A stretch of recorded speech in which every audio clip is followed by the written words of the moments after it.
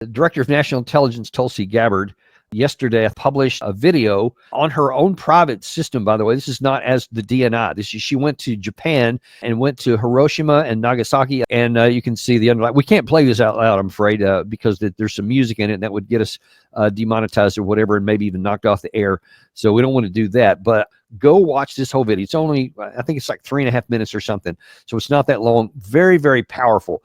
And she talks about how the people at ground zero suffered so egregiously on how they suffered from this. And, you're talking about people who were killed in the blast, a lot of people who got sickness. You're seeing some of that on the screen right there. Lots got cancer later on, radiation sickness, radiation poisoning.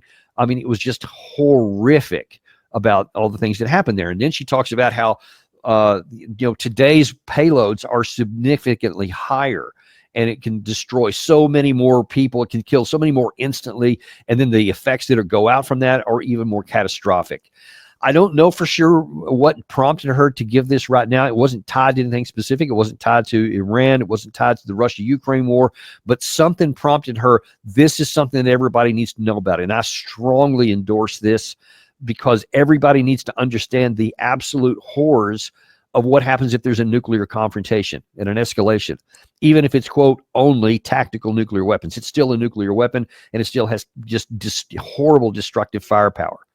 This is something we need to pay a lot of attention to and recognize, finally see through to the reality, not just what's happening on the battlefield that I've shown you here, but what's going on at large, and understand that there is a big risk here. We should never even contemplate the possibility of getting into a conflict with a nuclear armed country. We were already taking huge risks by allowing long-range weapons to be used, facilitating or even helping outright Ukraine with some of these attacks on the strategic bomber fleet on the Russian side.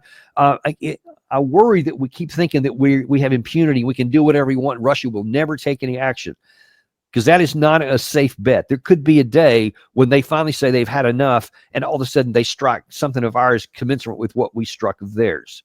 And then now all the bets are off, and God only knows what could happen then. Watch that video and understand the reality of what we're planning with, and then you'll see why it is so important that we get this war off the table quickly. And I hope President Trump watches this video so that he recognizes there's nothing to gain, absolutely nothing to gain, by just continuing to just fritter around with the time and dance back and forth between we're days away from walking, or, well, let me wait and see what happens, let the kids fight. No, end the war, end our support for it, and put the pressure on Europe and Ukraine to do then by force, because they can't keep going without the U.S. support. And then that may hasten the war. If they won't do it because of rational reasons, for concern about their own population, then they'll do it because they don't have any other choice. That's what we should do. That's where we are.